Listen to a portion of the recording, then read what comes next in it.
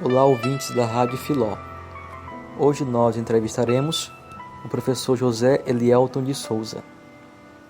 Ele possui graduação em Filosofia pela UFP em 2007 e mestrado em Filosofia, Ética e Epistemologia em 2010, também pela UFP. Possui também doutorado em Filosofia pela Pontifícia Universidade Católica do Rio Grande do Sul, em 2016. Atualmente é professor adjunto da Universidade Federal do Piauí, atuando na graduação em Filosofia e no programa de pós-graduação em Filosofia, PPG-FIL. Ele tem experiência e interesse em filosofia, com ênfase em ética contemporânea, atuando principalmente nos seguintes autores e temas: Nietzsche, Maihentai, niilismo, transvaloração, ética das virtudes, pensamento filosófico brasileiro, filosofia da educação, metodologias e práticas de ensino de filosofia. Professor Elielton, para começar, nós gostaríamos de fazer uma pergunta sobre a sua trajetória na filosofia. Queremos saber quando e como se deu o seu interesse pela filosofia e por que o senhor escolheu esse tipo de saber e não outro. O que despertou o senhor? E quais foram os seus medos e anseios? O senhor enfrentou algum tipo de preconceito? Quais foram as opiniões dos seus amigos e familiares? Olá, pessoal. Primeiramente, eu gostaria de agradecer o convite do pessoal do PET, para esse bate-papo aqui com a Rádio Filó. Bom, o meu interesse pela filosofia, ela se deu ali por volta do segundo ano do ensino médio. Eu não tive um bom contato com a filosofia no ensino médio, não. Não foi uma coisa que me cativou, que me despertou, não. Mas durante esse período do ensino médio, eu estava participando de algumas atividades numa igreja que eu frequentava, eu era católico praticante na época, e estava passando por um processo de afastamento da igreja ali por conta de questões existenciais e, enfim, algumas questões que a igreja não estava conseguindo responder naquele momento. E aí uma colega me falou que ali na época do vestibular, ela disse, por que tu não faz vestibular para filosofia? Filosofia estuda essas coisas que tu gosta aí da igreja. Essa foi a chave ali para mim adentrar, para despertar o meu interesse pela filosofia, né? Eu segui o conselho dela, fiz o vestibular, passei. Uh, Agora teve mudanças importantes ali. Eu entrei na filosofia por questões metafísicas, né? Mas assim que eu entrei, eu me apaixonei por política, né? Então, a minha graduação quase toda eu era muito envolvido com o centro acadêmico, com as questões, com as discussões políticas na área de filosofia, com a política de ensino de filosofia, com a política da Associação Nacional de Estudantes de Filosofia, enfim, com análise de conjuntura e por aí vai. Então foi um período muito produtivo para a minha formação enquanto cidadão, né? A recepção dos meus familiares, dos meus amigos foi muito tranquila. Assim, na realidade, minha família nunca interferiu muito ali nessas questões de escolhas, até porque a formação da minha família é muito básica, né? Não tem noção do que são cursos acadêmicos, do que é uma vida acadêmica, enfim, essas questões todas eles sempre me deixaram muita vontade justamente por não compreender esse processo, né? Agora, a recepção dos amigos foi muito bacana, tipo, eu fui para filosofia por indicação de uma amiga, né? Então, tem outros colegas que gostam de filosofia, então foi uma recepção bacana, né? E foi uma escolha muito feliz, né? Hoje eu não me vejo fazendo outro curso, praticando outra atividade que não seja filosofia, né? Então eu agradeço a dica da colega de ter me despertado para esse universo filosófico. Professor, a segunda pergunta é sobre a sua concepção da filosofia. Para o senhor, o que é a filosofia? Qual a sua perspectiva? O senhor faz, como Kant, alguma distinção entre filosofar e filosofia? Quais são as características desse tipo de saber ou dessa atividade? Bom, definir o que é filosofia é uma tarefa um pouco árdua e um pouco abrangente, porque envolve uma série de reflexões que são complexas de se fazer, né? eu entendo a filosofia, e se a gente observar a própria história dela, ela se mostra dessa forma, eu entendo a filosofia como um saber prático ligado à transformação do homem, da transformação do ser humano de modo geral. Seja uma transformação de ordem pessoal, seja uma transformação de ordem social e cultural. Ao longo da história da filosofia, ela se mostrou justamente como esse tipo de atividade que propicia ao ser humano esse mergulho em si, esse mergulho no contexto em que ele está, né? Então, nesse sentido, a filosofia é uma atividade prática realizada na dimensão pública e na dimensão privada do ser humano, com essa finalidade, né, de despertar nele uma consciência sobre si e sobre o contexto em que ele está. É um tipo de atividade que a gente encontra ali caracterizado na filosofia nascente grega, né? Se você observar, os pré-socráticos estavam tentando buscar respostas que eram tanto de ordem pessoal quanto de ordem social, porque eles estavam fazendo perguntas sobre o princípio que organiza tudo, e esse princípio tem uma implicação pessoal e uma implicação social. Sócrates, da mesma forma, né, estava se perguntando sobre o que é o homem, o que é o ser humano, e essa pergunta também tem uma dimensão tanto pessoal quanto social, e tem inclusive desdobramentos sociais, né? Então toda a história da filosofia ela é calcada em cima disso, né? Ah, eu acho que a divisão entre fazer filosofia e filosofar, que é essa divisão que o Kant faz, é uma divisão didática, né? Rigorosamente, a filosofia só teria sentido fazer essa divisão se você entendesse a filosofia como uma atividade meramente técnica, né? Em que fazer filosofia seria somente dominar determinado instrumental teórico e mobilizá-lo em torno de questões ali, né? A filosofia é um pouco mais abrangente que isso, né? Ela é uma atividade do ser humano, né? Ela é uma atividade que caracteriza o ser humano enquanto um ser que se pergunta, um ser que se interroga, um ser que levanta questões. Nesse sentido, não há uma diferença entre fazer filosofia ou fazer história da filosofia e filosofar propriamente, né? Agora, a gente não pode ignorar que há graus nesse fazer filosófico, né? Há graus ou há atitudes filosóficas, né? E atitudes não filosóficas, né? Uma coisa é você, de fato, dominar um determinado instrumental teórico, dominar uma determinada perspectiva teórica e orientar a sua prática enquanto cidadão e enquanto indivíduo privado com base nas explicações que essa teoria pode nos oferecer. Outra coisa é você de alguma maneira praticar uma determinada cosmovisão de mundo sem ter consciência das implicações teóricas, sem ter consciência do tipo de visão valorativa, do conjunto de valores que orienta a sua prática, né? Então há uma diferença aqui entre você ter consciência e não ter consciência do tipo de visão de mundo, do tipo de cosmovisão que orienta a sua prática e a sua visão de mundo, né? Agora, a filosofia, ela pode ser feita nesse sentido lato, né, nesse sentido amplo, ela pode ser feita tanto por filósofos profissionais como não profissionais, ou por filósofo ou não filósofo. O que vai determinar uma atitude filosófica, como você menciona na pergunta, é justamente algumas características que levam a determinados indivíduos a ter sempre uma visão, uma atitude de alerta diante das coisas que são colocadas, né? Alguns autores mencionam algumas atitudes que são próprias, que eles caracterizam como atitude filosófica, né? Como o senso crítico, uma visão integrada, um senso de lógica, um senso de contextualização, para que você não se deixe levar por aquilo que é ofertado para você, sem que você reflita sobre, né? Então, essa atitude filosófica, né? Ela independe se você é um praticante da filosofia em sentido estrito ou não, né? Qualquer pessoa pode ter uma atitude crítica, qualquer pessoa pode ter uma atitude reflexiva, qualquer pessoa pode ter uma visão de conjunto a respeito de um tema que está sendo discutido. Ele não precisa ter uma formação filosófica para fazer isso, basta ele ter um senso crítico apurado, né? E esse senso crítico não é uma propriedade exclusiva dos filósofos, é uma propriedade de qualquer ser humano. Então, nesse sentido, qualquer ser humano, mesmo inconscientemente, ele pode estar fazendo filosofia nessa acepção que a gente está falando, de uma atitude crítica diante da realidade, diante de si mesmo, né?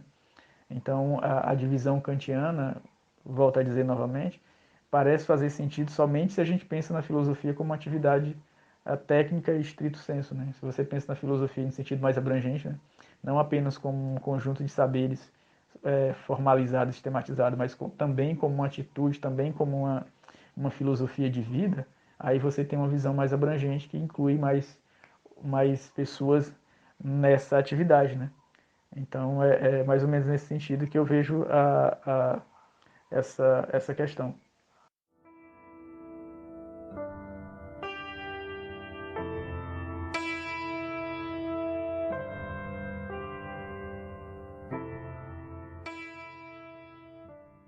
Professor Elielton, ainda sobre a sua trajetória acadêmica, nós gostaríamos de saber quais foram os principais pensadores, filósofos que influenciaram, marcaram o senhor desde a graduação até o doutorado.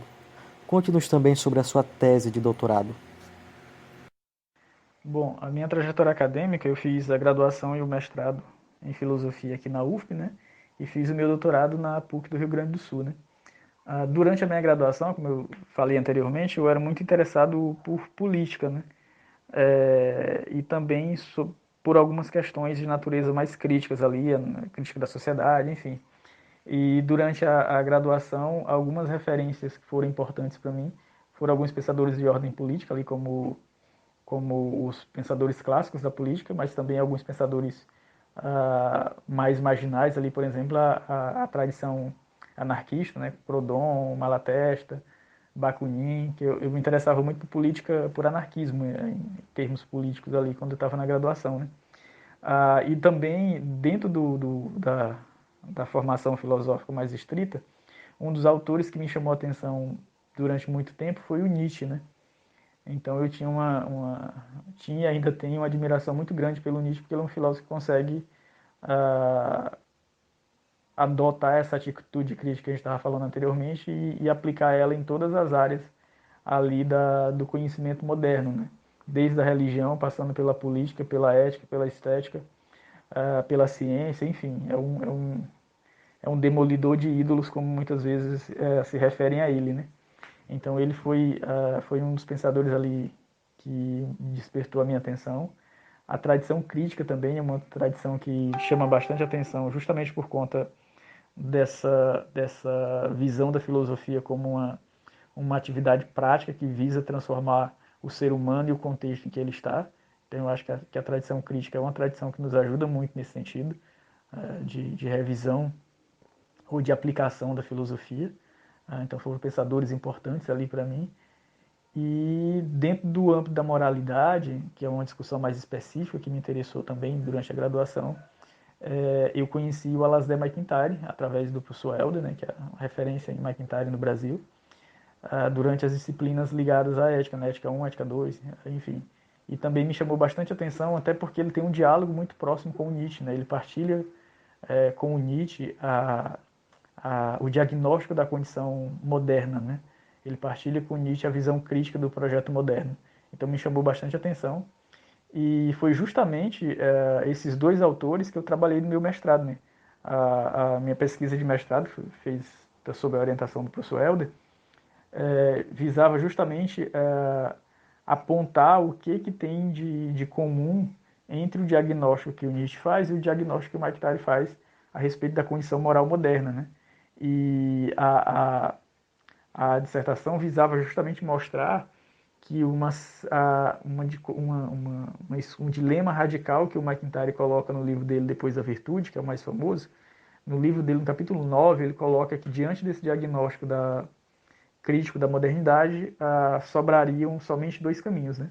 Ou um retorno ao Aristóteles, ou uma opção pela crítica que o Nietzsche faz, mas ele vê a crítica do Nietzsche só como uma crítica, ele não vê no Nietzsche uma solução para o diagnóstico que o próprio Nietzsche identifica na modernidade.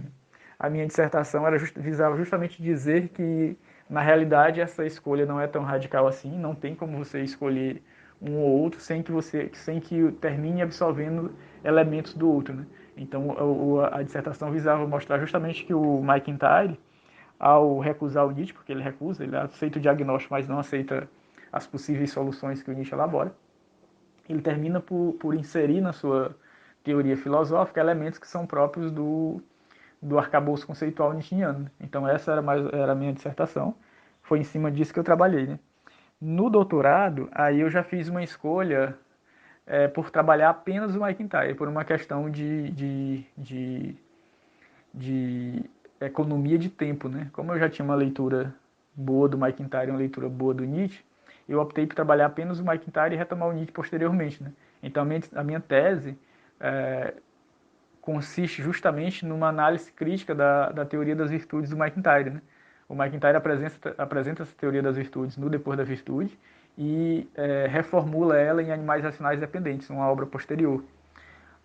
O meu objetivo na tese era justamente mostrar que a teoria do McIntyre, nos moldes em que ela estava formulada, ela não consegue dar conta de problemas contemporâneos, como, por exemplo, problemas advindo da crise ambiental, problemas advindo de outras questões relacionadas ao uso excessivo da razão instrumental, questões que são contemporâneas e que a teoria do McIntyre não consegue dar conta. Então, a minha tese consiste numa ampliação da teoria do McIntyre justamente para dar conta desse tipo de demanda. Né? O McIntyre, na teoria dele das virtudes, parte do pressuposto de que o ser humano é um ser animal, que a identidade humana é uma identidade primariamente animal. E é com base nessa identidade animal que a gente vai construindo todos os outros as outras instâncias da nosso processo de aquisição da autonomia racional, né? Então, com base nessa identidade biológica, eu amplio a teoria do McIntyre porque ele deixa de desconsiderar, mesmo considerando essa base biológica, ele deixa de considerar alguns aspectos decorrentes dessa base biológica que são fundamentais para você pensar, por exemplo, as questões ecológicas. Né? O McIntyre não aborda, porque ele está dizendo que o ser humano, enquanto um animal racional, ele é dependente, né? Porque ele tem essa base biológica. Né? Então, ele depende, por exemplo, quando nasce dos pais para conduzi-lo adequadamente até ele conseguir atingir a sua autonomia, não apenas do ponto de vista biológico, mas também do ponto de vista intelectual. Né? E ele não considera, por exemplo, para você atingir essa autonomia, as condições ambientais adequadas para isso. Ele considera apenas as condições de cuidado ligado à família e ligado à formação cultural. Ele não leva em consideração essa dimensão natural da animalidade humana. Então a minha teoria, o meu processo de tese era justamente ampliar a teoria dele, inserindo esse terceiro elemento, que é esse elemento natural, na teoria dele, para que a gente tenha uma teoria das virtudes mais robusta, capaz de dar conta dessas demandas. Né? Ele elenca dois conjuntos de virtudes, né? As virtudes da dependência reconhecida e as virtudes da independência, para você conseguir atingir a autonomia, e eu inseri um terceiro conjunto de virtudes que eu chamo virtudes da responsabilidade compartilhada, que visa justamente dar conta dessa dimensão nossa a respeito do processo dos ciclos naturais. Né? A gente está, por exemplo, no meio de uma pandemia e muitos cientistas apontam que a parte das epidemias, parte das doenças de natureza abrangente que a gente tem, vem justamente por conta de uma relação não muito harmoniosa entre a gente e a natureza. Né?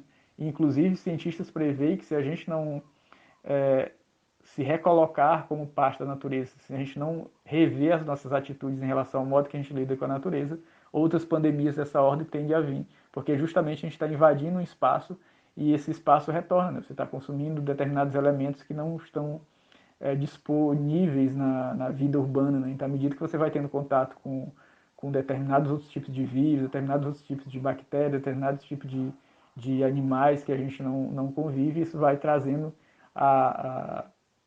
as doenças que esses animais têm e vão provocando esse tipo de coisa no humano. Então, é uma relação desequilibrada entre o humano e a natureza que termina provocando esse tipo de coisa. Então, a teoria que a gente tentou fazer no McIntyre é justamente ampliar ela para dar conta desse tipo de relação, né? Dar conta da necessidade que a gente tem de rever a nossa relação para com a natureza. Então, era mais ou menos isso aí que eu trabalhei na minha tese, foi mais ou menos esse o percurso que eu fiz durante a minha formação. Né? A minha tese eu fiz sob a orientação do professor Nitamar de Oliveira, lá da PUC, que é um especialista em filosofia contemporânea, e essa foi a trajetória aí que eu fiz durante esses processos de formação. Né? Eu me graduei em 2004, terminei meu mestrado em 2010 e terminei o doutorado em 2016. Né? Professor, o senhor ministra as disciplinas de estágio e de metodologia do ensino de filosofia. A partir disso e das suas experiências, nós gostaríamos de saber sobre a situação atual do ensino de filosofia nas escolas de Teresina, bem como os principais erros e acertos cometidos pelos professores e estagiários. E também, qual, segundo a sua perspectiva, é o modelo ou o perfil do bom professor de filosofia? Quais são as suas características? E também, como que deve ser uma aula de filosofia? Bom, a situação da filosofia, do ensino de filosofia nas escolas de Teresina, ela vive uma relação bastante peculiar, né? Você tem um movimento de intensificação da presença da filosofia nas escolas particulares. Então você tem filosofia em todos os anos do ensino médio nas escolas particulares de Teresina, e você tem um movimento de ampliação dessa presença, inclusive para ensino fundamental. Isso é um dado interessante para a gente analisar, né? Agora, você tem uma outra situação completamente diversa quando você olha para a escola pública. A escola pública está no movimento na contramão das escolas particulares. A última reforma do ensino médio que a gente teve, a reforma feita no governo Temer em 2017, ratificada no governo Bolsonaro em 2019, com a publicação da BNCC, eles mudam completamente a estrutura do ensino médio, né? Então ele tira o caráter disciplinar do ensino médio e apresenta os chamados itinerários formativos, né? Além de mudar essa estrutura, eles mudam também as disciplinas que são obrigatórias, né? Então você não tem mais disciplinas obrigatórias no ensino médio, você tem objetivos para cada itinerário formativo. Além disso, na reforma de 2017, filosofia, sociologia e artes perdem o caráter de disciplina e passam a ter um caráter apenas de atividade, de conhecimentos e atividades, né? Então isso é muito ruim para a escola pública, porque quando você pensa na escola pública e na falta de estrutura que ela tem, e os itinerários formativos justamente permitem que cada escola e cada secretaria de educação se adequem às condições materiais de oferta desses itinerários, então você tem uma tendência ao desaparecimento das disciplinas de humanidades em detrimento de uma presença mais forte das disciplinas ligadas aos itinerários de formação profissionalizante. Então, as escolas do ensino privado, elas sabem da importância da filosofia. Elas sabem da importância desse desenvolvimento dessa capacidade crítica, né? Não por acaso, elas não apenas não retiraram, elas não mexeram em absolutamente nada da grade delas, como estão inserindo ela, inclusive, no ensino fundamental. As boas escolas de Teresina de ensino fundamental têm filosofia já a partir do sexto ano. Agora, na escola pública, que é o grande nicho de trabalho da maioria de nós formados em filosofia, quem mais absorve através de concursos são as escolas públicas, elas estão nesse movimento contrário, justamente porque é a orientação do governo, né? Então é um problema para a gente do ponto de vista de mercado, de trabalho posterior à nossa formação, porque de fato estão diminuindo a presença da filosofia e das humanidades de modo geral. No ensino médio, você tem um ensino médio cada vez mais voltado apenas para uma formação técnica, profissionalizante, né? Então, essa é uma situação bastante complicada que a gente precisa rever, né? Com urgência, precisa acompanhar as discussões que estão sendo feitas, né? A última vez que eu tive contato com essa discussão foi através de umas plenárias que o Conselho Estadual de Cultura fez, justamente para subsidiar a nova organização que a Secretaria Estadual de Educação ia apresentar a respeito da adequação da estrutura do ensino médio ao que é exigido nessa lei de 2017 do governo Temer e do ABNCC publicado no governo Bolsonaro. Então a ideia deles era justamente reduzir a presença da filosofia no ensino médio das escolas públicas, né? Então isso é um golpe pesado na nossa área, não só na nossa área, como na sociologia e nas artes, e que dificulta bastante o nosso trabalho, né? Agora, a respeito da questão do que é um bom professor, do que é uma aula adequada de filosofia, essa é uma questão bastante complexa, né? Porque um bom professor, na realidade, a gente tem modelos, né? Mas esses modelos, eles só funcionam de acordo com cada realidade contextual, né? O modelo, o protótipo do professor de filosofia é o Sócrates, né? Aquele que faz as perguntas que são essenciais, né? É o Sócrates que a gente usa como referência para o magistério, né? Agora, esse processo é bastante complexo porque depende da escola que você está, depende do público que você tem, depende dos objetivos que você quer cumprir, né? Uma coisa é você fazer determinadas perguntas para um determinado público, outra coisa é você fazer determinadas perguntas para um público que aquelas perguntas não faz sentido, né? Uma coisa é você estar numa sala de aula do Dom Barreto, outra coisa é você estar numa sala de aula na periferia da Santa Maria da Cogipe, por exemplo.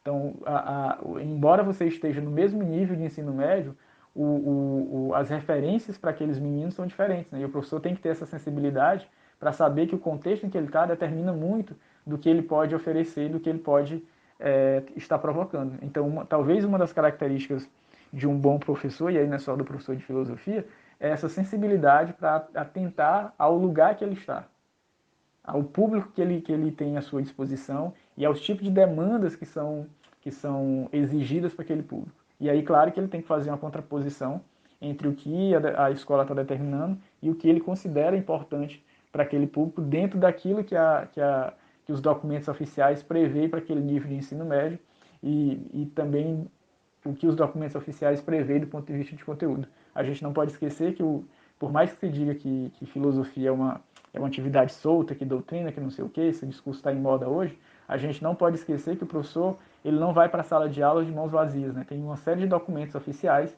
que legislam, que indicam justamente qual a postura do professor, quais os conteúdos são tratados, devem ser tratados naquele nível de ensino médio, quais são os objetivos que aquele nível de ensino visa oferecer, visa desenvolver nos alunos. Então você tem uma série de amparo legal para a sua atividade em sala de aula. Dentro desse amparo legal você tem uma liberdade, obviamente, didática de adotar as estratégias que são mais adequadas para cada situação. E aí, de fato, o professor tem que pensar. E aí não dá para você ter respostas prontas, porque é o contexto, é a sala de aula propriamente que vai dizer quais são as demandas que o professor pode adotar, quais são os recursos didáticos, metodológicos que ele pode adotar para desenvolver uma aula adequadamente, né? Então, muitas vezes você tem um repertório didático, metodológico que serve muito bem para uma determinada turma, mas para outra turma não funciona. Então, o ideal é, primeiro, que o professor tenha essa sensibilidade para o contexto que ele está, e o segundo, que ele tenha um repertório cada vez mais abrangente de recursos didáticos metodológicos para que ele consiga adaptar esses recursos a cada situação de cada escola, de cada sala de aula que ele trabalha, né? Então não tem muitas fórmulas prontas para a gente poder ver qual seria o mais adequado. Mas é isso mesmo, sensibilidade para entender as demandas e um repertório cada vez mais amplo, né? Por isso que é importante você ter vários planos de aula do mesmo tema, né? Por isso que é importante você conhecer o máximo possível, você ter uma formação sólida em filosofia para justamente você conseguir dar conta dessas demandas dos contextos, né? Não basta só você, por exemplo, conhecer um livro didático específico e o percurso que aquele livro didático está indicando. Aquilo ali pode funcionar muito bem numa determinada sala, numa determinada escola, mas na outra pode ser desastrosa, né? Então o professor tem que ter esse repertório mais abrangente, e quanto mais adaptável a esse repertório dele, melhor é para ele desenvolver o trabalho dele em sala de aula.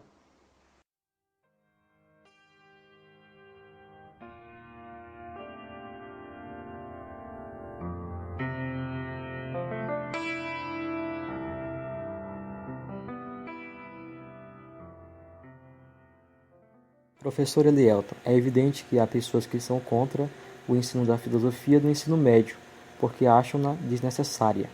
E também há aqueles que são contra o financiamento da filosofia em universidades públicas.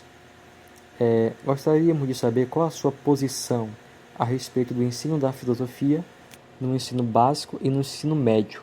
Você defende ou não a sua obrigatoriedade? Ainda, qual a boa justificativa para o financiamento do curso de filosofia em universidades? Primeiro a gente tem que entender que a filosofia é uma atividade humana, né, que caracteriza o ser humano como tal.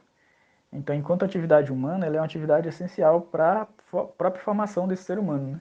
Quando a gente tem esse tipo de discussão, o que está por trás dele, muitas vezes é que formação é adequada para determinado segmento social, que formação não é.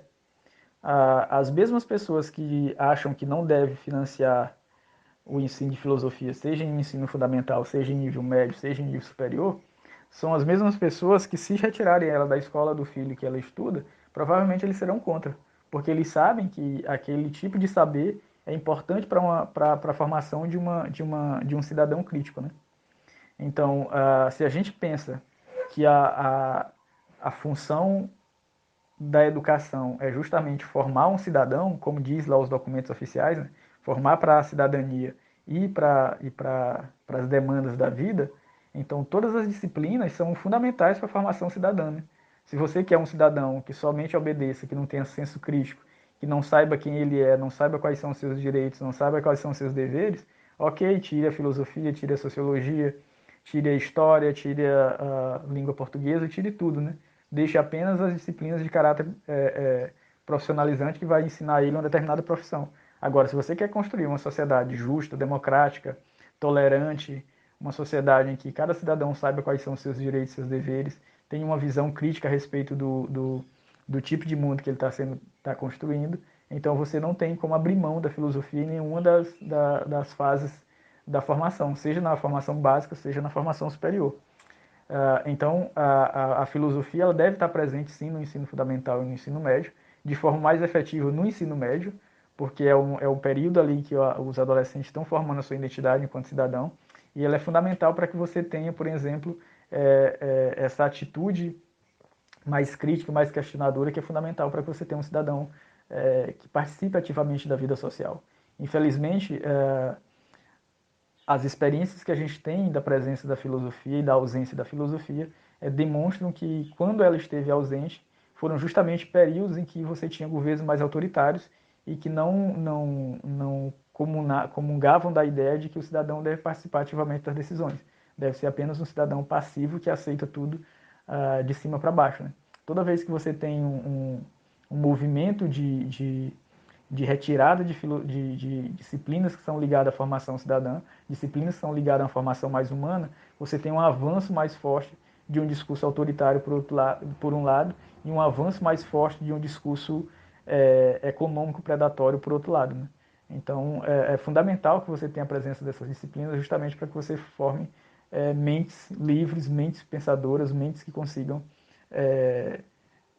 participar ativamente dos rumos da cidade que ele está inserido, participar ativamente do tipo de sociedade que se quer construir. Isso é fundamental. Né? É fundamental também para que você tenha, por exemplo, uma opinião formada de forma consistente, né? Para que você não caia em qualquer achismo, não reproduza qualquer bobagem. Então, as disciplinas das humanidades, no modo geral, não apenas a filosofia, ajudam justamente você a formar esse caráter do cidadão. Em todas as sociedades avançadas, todas as sociedades democráticas, em todas as sociedades livres que a gente tem na cultura ocidental, a presença dessas disciplinas são fundamentais. Né? A respeito da presença da filosofia na universidade, tem guardadas as devidas proporcionalidades, é a mesma discussão do nível do ensino médio. A universidade, você quer formar o quê? Você quer formar pesquisadores ou você quer formar apenas mão de obra barata para atender demanda de mercado? Se for apenas demanda de obra barata, ok, a universidade não é universidade, ela é uma escola técnica, né? Então, beleza. Agora, se você pensa na universidade no seu sentido original, como um lugar de produção do saber, é fundamental a presença da filosofia ali, e é fundamental a presença da filosofia porque, na realidade, as humanidades são o coração da universidade. Né? Uma universidade que não tem cursos de humanidades fortes, tanto em nível de graduação quanto em nível de pós-graduação, é uma universidade menor do ponto de vista da sua própria missão e do seu próprio caráter enquanto universidade. Né? O caráter público do financiamento, de fato, é o papel do Estado assumir isso. Né? A gente acha que é público, é de graça. Não é. Todo cidadão que está lá na universidade paga os seus impostos. Então, ele tem direito de receber educação, tem direito de receber de volta os impostos que ele está investindo. Né? Por que não se questiona, por exemplo, por que se paga curso de direito? Por que a universidade oferece curso de direito? Por que não se questiona por que a universidade oferece curso de medicina e os diversos outros cursos ali? Por que não questiona a universidade que o Estado está investindo na formação de engenheiros? Esses engenheiros não vão retornar para a sociedade o trabalho que eles estão desenvolvendo. Então, os filósofos, os historiadores, os sociólogos, os artistas, todos eles também devolvem para a sociedade aquilo que a sociedade investe nele através do seu trabalho. Né? Então, quando você tem esse tipo de questionamento, justamente aponta um pensamento muito técnico, em detrimento de uma formação humana mais abrangente, né? Então, na realidade, a filosofia não só devia estar presente na universidade, como devia estar presente em todos os cursos da universidade, como era em outros modelos em outros modelos em outros lugares, né? Você tem modelos de formação universitária em outros lugares que você faz uma formação básica de 3 anos, que inclui todas as disciplinas das humanidades, então dá uma boa formação ali para todos os graduandos, e depois ele faz mais 2 anos de formação técnica específica para a área que ele quer se especializar. Então esse era um modelo de universidade que você tinha uma formação mais abrangente, mais humanista, né? Essa formação vem se aligeirando, cada vez mais você tem cursos na universidade mais curtos, inclusive agora as modalidades tecnólogos, né? Que são cursos de fato muito curtos, muito rápido e com a formação especificamente técnica, sem qualquer visão mais abrangente. A consequência disso é que você tem profissionais que não conseguem analisar criticamente nada além daquilo que está à sua frente. Né? Ele não consegue analisar, não consegue desenvolver um trabalho mais integrado, né? Porque a formação dele é muito voltada para a especialidade. Ele sabe fazer aquela tarefinha específica que designaram para ele. Ele não consegue olhar que aquela tarefa faz parte de uma cadeia de tarefas mais abrangentes, que faz parte de um conjunto mais abrangente de atividades dentro, por exemplo, da empresa que ele está. Então, as empresas de ponta, por exemplo, mundo afora, as empresas inovadoras, elas querem profissionais que tenham uma visão integrada, que tenham uma visão sistêmica, não profissionais bitolados, especializados, estrito senso ali, né? Quem dá essa formação mais abrangente? As humanidades. Né? Então, inclusive um discurso não apenas de uma visão mercadológica, como de uma visão mercadológica atrasada. Porque a visão mercadológica avançada, ela busca hoje justamente pessoas criativas, ela busca inovação do ponto de vista do desenvolvimento dos produtos que a empresa tem a oferecer para o mercado. Quem tem uma visão criativa, quem tem uma visão inovadora, são pessoas que têm uma visão sistêmica. Quem tem uma visão sistêmica, quem tem uma formação abrangente. Quem tem uma formação técnica não tem condição de fazer isso, porque a formação não permite, ele é voltado para uma atividade específica. Então é uma visão muito atrasada, uma visão de pessoas que advogam esse tipo de pauta, né?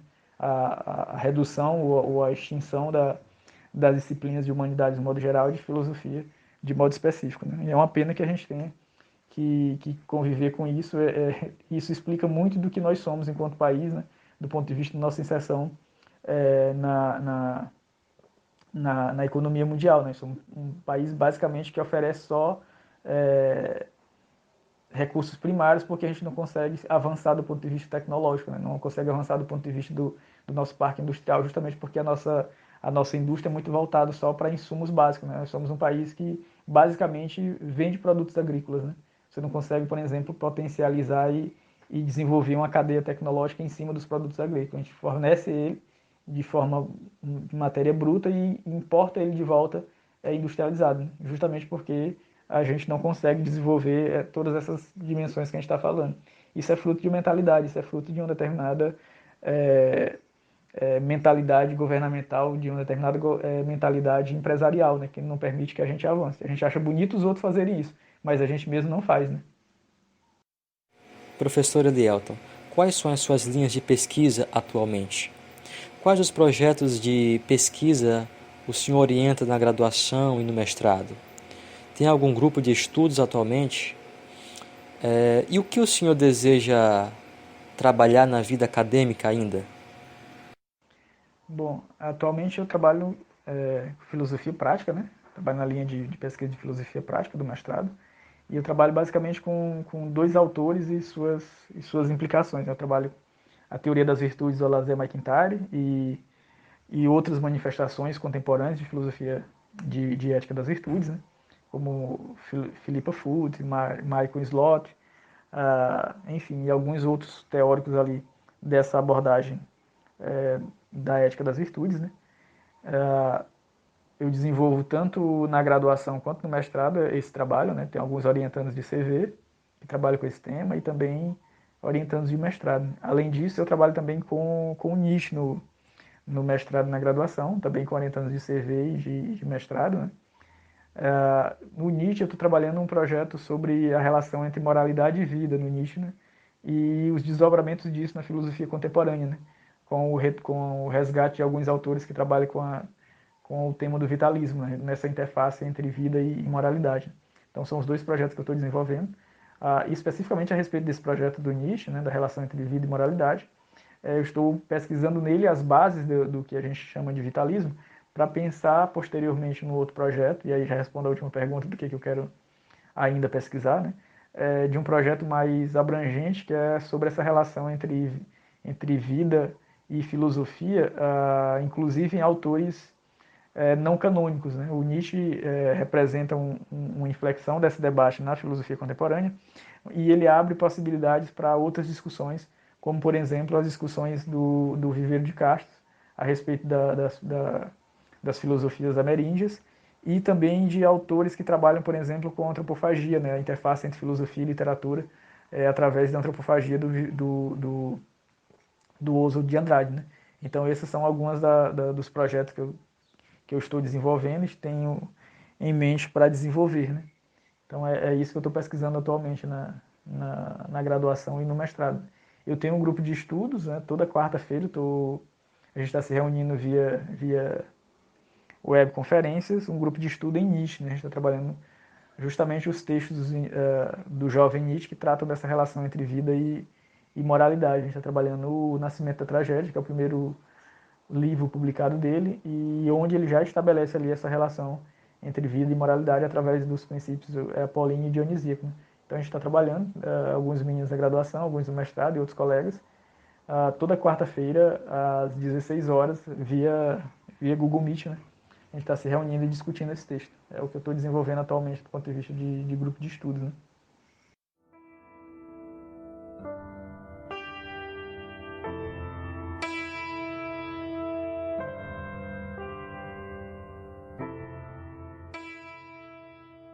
Para finalizar, nós gostaríamos de saber como o senhor tem lidado com a pandemia e a quarentena. Qual postura o senhor tem tomado? O que o senhor tem feito? Quais atividades o senhor tem cultivado? Bom, a experiência da pandemia e da quarentena, para mim, está sendo uma experiência completamente nova, né? Foi uma coisa completamente inesperada, né? Eu acho que todo mundo, acho que ninguém tem idade suficiente para ter passado por um outro momento desse, apesar de a gente já ter tido outros momentos na história, mas acho que ninguém passou por esse momento como a gente está passando, né? No início ali foi uma relação bastante complicada, porque de fato o caráter de novidade ali causa uma certa apreensão e um certo medo. Eu passei as 2 primeiras semanas ali completamente em casa, sem colocar o nariz fora pela janela, né? Aí depois, ok, a gente foi conseguindo se adaptar à situação e começamos a desenvolver as nossas atividades remotamente, né? A universidade foi orientando a gente no sentido das atividades que ia funcionar remotamente, né? Então eu estou funcionando basicamente quase todas as atividades da universidade, com exceção das aulas de graduação, né? Então continua funcionando as atividades de pesquisa, né? As atividades de aula da pós, produzindo, né? Nesse período consegui terminar 2 artigos e fazer um projeto, né? Mesmo com as limitações de criatividade num momento bastante delicado, que inclusive tem consequências psicológicas, né? Mas eu estou conseguindo fazer esse material todo. Do ponto de vista mais pessoal mesmo, ali, do ponto de vista mais existencial, né?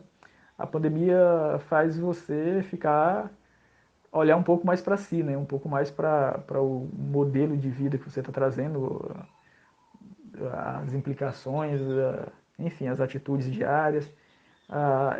Com certeza, como você está mais recluso, você fica mais introspecto também, né?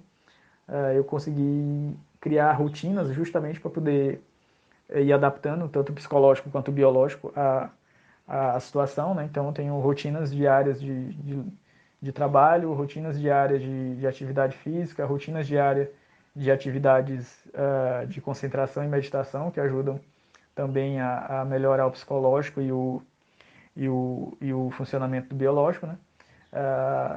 Consegui também criar rotinas de alimentação, né? A rotina pré-pandemia era muito caótica ali do ponto de vista da alimentação, comida fora, coisas variadas, coisas do tipo, né? Como a gente tem muito tempo agora em casa, a gente consegue criar ali uma alimentação mais equilibrada, uma sistematização melhor do que vai comer, uma seleção melhor da alimentação, então teve um aspecto positivo, teve alguns aspectos muito positivos nesse sentido, né, de você criar rotinas próprias de trabalho, rotinas próprias de cuidado do corpo e da mente, e rotinas próprias de alimentação, né, então tá sendo positivo nesse sentido.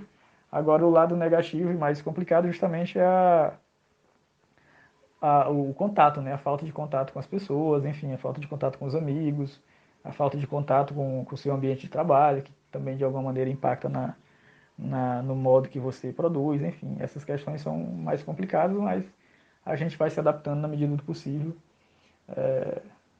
e tomando os devidos cuidados necessários, né? Espero que a gente consiga sair logo dessa situação, né? E consiga voltar a algumas coisas que eram saudáveis antes, né? Da pandemia toda. Era isso. Obrigado a vocês pelo convite mais uma vez. Obrigado pela oportunidade de estar conversando com vocês e com os ouvintes de vocês. A Rádio Filor agradece ao professor Elielton por ter aceitado o convite da entrevista. Também agradecemos aos nossos ouvintes. Até a próxima.